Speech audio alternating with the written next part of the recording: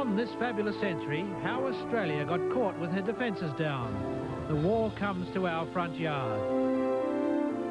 In 1942, the Japanese dropped more bombs on Darwin than Pearl Harbor, and enemy subs came within a couple of kilometres of King's Cross. Was it our finest hour or our time of shame? It's still the same old story, a fight for love and glory, a case of do or die. The world will always welcome lovers as time goes by.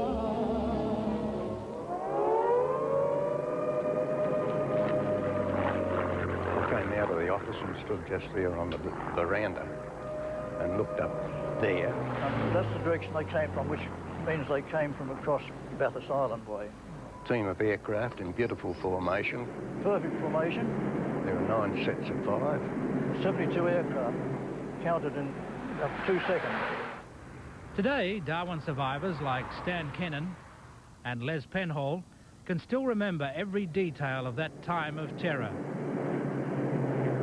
The next thing I saw was what appeared to me to be little silver darts. What did you think was happening? Well, I thought they must be American aircraft with a big mob this time.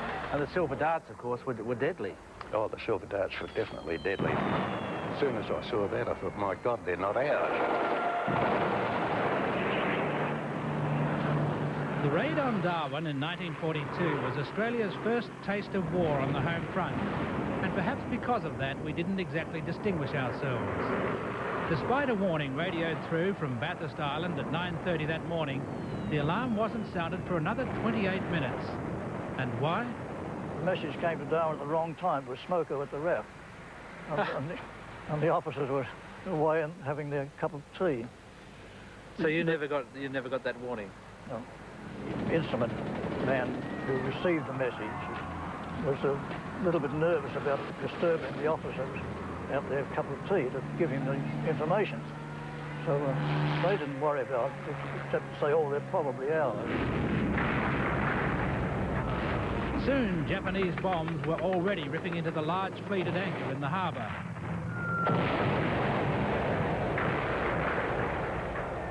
Exactly 2 hours later, the fighter bombers returned, this time to concentrate their attack on the airfield and the surrounding buildings. It was all over by lunchtime, and the authorities could start counting the awful toll. 238 dead, 320 wounded, 8 ships sunk, 23 aircraft destroyed.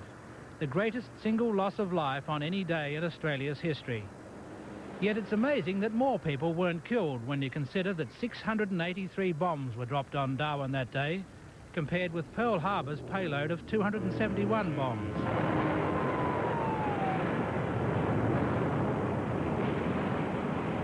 And after the raid, retreat. By mid-afternoon, the road to Adelaide River, a township 100 kilometres away, was crowded with Darwinites leaving town. Cars, trucks, tractors, bicycles, even the local night cart were all heading inland in what the town wags were soon calling the Adelaide River Handicap.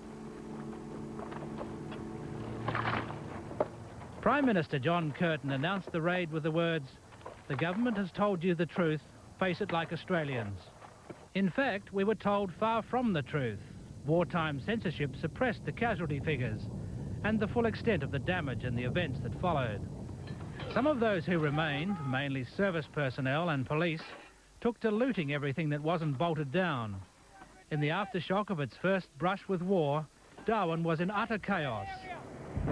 During the next 20 months, Darwin was bombed 58 more times, and just how the locals behaved under such withering punishment is still a source of conjecture. I don't think it could ever be classed as a day of shame. I wouldn't say it was panic at all. No one knows what their reaction is going to be when something happens to them for the first time. I think it was just people were determined to get away from the place. But there was also, in my opinion, far more episodes of courage. Today, Darwin has a new post office, and the only reminders of where that fateful message was tapped out in 1942 are a piece of shrapnel and part of the wall of the original building now preserved in the foyer of Darwin's magnificent Parliament. And at the Adelaide River War Cemetery, 100 kilometres south of Darwin, a mass grave of postal workers to remind us of Australia's first experience of war on its own soil.